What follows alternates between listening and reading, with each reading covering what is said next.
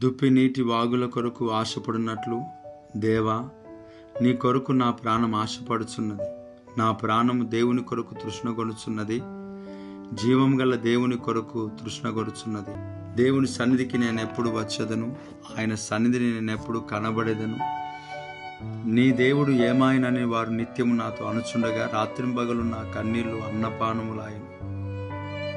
జనసమూహముతో పండుగ చేయుచున్న సమూహముతో నేను వెళ్ళిన సంగతి సంతోషము కలిగి స్తోత్రము చెల్లించుచు నేను దేవుని మందిరమునకు వారిని నడిపించిన సంగతిని జ్ఞాపకం చేసుకొనగా నా ప్రాణము నాలో కరిగిపోవచ్చున్నది. నా ప్రాణమా, నీవు ఎలా కృంగి ఉన్నావు? నాలో నీవెలా తొందరపడుచున్నావు? దేవుని అందు నిరీక్షణ ఉంచుము.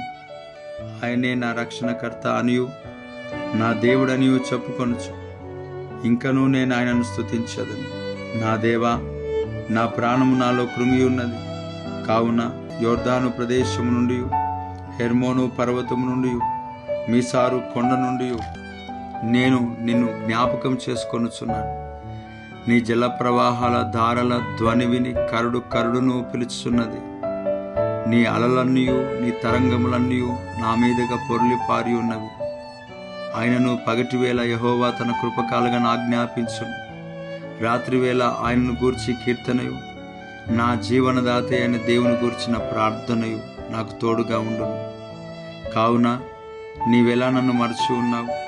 శత్రు బాధ చేత నేను దుఃఖక్రాంతుడినై సంచరించవలసి వచ్చనేమి అని నా ఆశ్రయ దుర్గమైన నా దేవునితో నేను మనవి చేయుచున్నాను. నీ దేవుడు ఏమాయనని నా శత్రువులు దినమెల్లా అడుగుచున్నారు. వారు తమ దూషణల చేత నా ఎముకలు విరుచుచున్నారు. నా ప్రాణమా, నువ్వెలా కృంగి ఉన్నావు? నాలో నువ్వెలా తొందరపడుచున్నావు? దేవుని అందు నిరీక్షణ ఉంచు. ఆయనే నా రక్షణకర్త, నా దేవుడు. ఇంకనూ నేను ఆయనను స్తుతించదను. 42వ కీర్తన.